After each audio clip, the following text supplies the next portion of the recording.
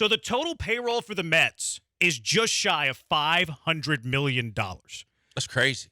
Just shy of $500 million. And when you think about it, he's putting his money where his mouth is, because when he bought the team, he said, we have all these different goals, and one of them is to be the best baseball team in New York City.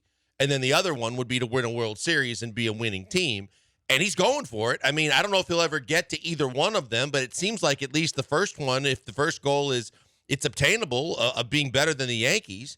But, that National League just continues to get more of a gauntlet of just team after team loading up to where they're just going to beat the hell out of each other. If you're the Astros, this is a lot easier to digest, because almost every big signing and all the teams that are loading up are all on the other side of it, to where you go, hey, knock yourself out. Keep spending money and going for it, and we'll just worry about the Yankees and everybody else. As an Astro fan, are you jealous of the Mets? Are you jealous of Steve Cohen? Are you jealous of the money that Cohen's been spending this offseason to build the team that he has built? I'm not personally, because if you're in a situation like the Astros are in, and you've raised enough homegrown talent and you have enough fortified talent around them with good contracts that are easy to digest, that aren't as limiting as some of those contracts might be at the end of them, then I'm absolutely fine with the way the Astros have handled their business, because winning cures everything. I mean, you've won the World Series. You've won 2 of them now in a 6-year span plus, and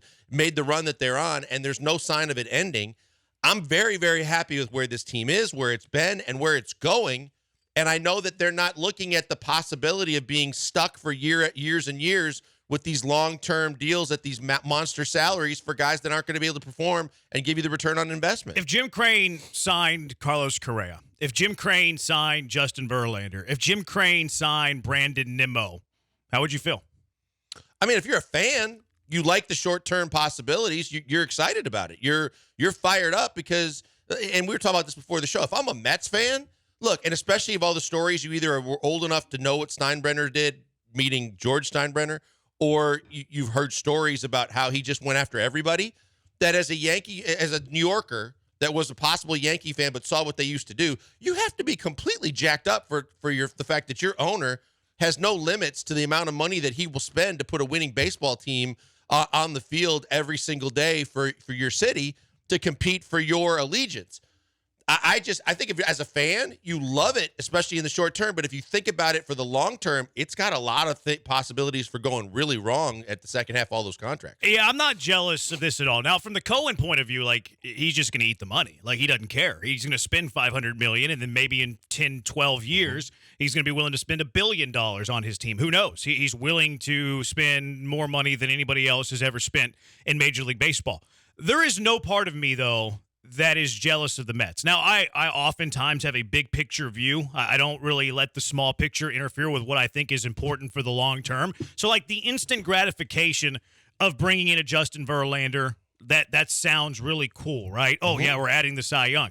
The instant gratification of signing one of the best shortstop, converted third baseman in all of Major League Baseball sounds cool. The instant gratification. Same thing with Brandon Nimmo. We can go on and on and on and on when it comes to the New York Mets spending. I don't think it's in the best interest long-term for the New York Mets. And I don't even know if they're going to taste the instant gratification that they want to taste. You mentioned the gauntlet of the National League. I don't think that this is the way that you build winning teams in Major League Baseball. You've seen over the course of history teams that will go out, spend big money, and all of a sudden say, oh, yeah, we're contenders now, and it usually does not work out. So I am not jealous of the Mets spending. I am not jealous that the Mets have – I'm a little jealous that the Mets have an owner that's willing to spend that big, but I want an owner that's willing to spend that big but then is also making wise financial decisions in terms of what is in the franchise best interest. So I in no way am jealous of what the New York Mets have been able to do this offseason or the money that they are spending. I'm curious if any of you are jealous of that. 713-780-ESPN, our HRP listener line, 713-780-3776. Can I argue that there's not a city it's easier not to be jealous in than Houston? No, you can argue that for sure because of the success that Blankers pointed out. Because whenever you have the success that you can look at, be like, hey, look at our pelts on the wall. Look at our banners. Look at our commissioner's trophies. Yeah, it makes it is easy. It's easier to just trust that, no matter whether or not you have off seasons like this, you're going to be relevant. I think there are probably 25 teams who should be jealous of. And even though it means at the back end of this, things aren't going to look good, I think for 20 teams, 25 teams, it's worth that. Hey guys, back to the video in just 1 minute. Before that, I want to tell you about Fitz Roofing. If you got a leaky roof or need a full roof replacement on your business or your home, and or you want to get something done around the yard or maybe something around the house, they have the best warranties in the business, the best ratings, and the best service. They're going to take care of you every step of the way. Fitz Roofing, making a difference, one home at a time. I think the Giants are jealous. They should I be. think the San Francisco Giants are very jealous of this. I think the Giants fans should be pissed off. I think the Giants fans, as much as you're teased with, and again, whether it was smart business or not, you're finally looking at a team that looks like it's ready to step up and do something in a positive way to help your baseball team, and you hear Aaron Judge, and then you see Carlos Correa, and you're told Carlos Correa is done. He's coming.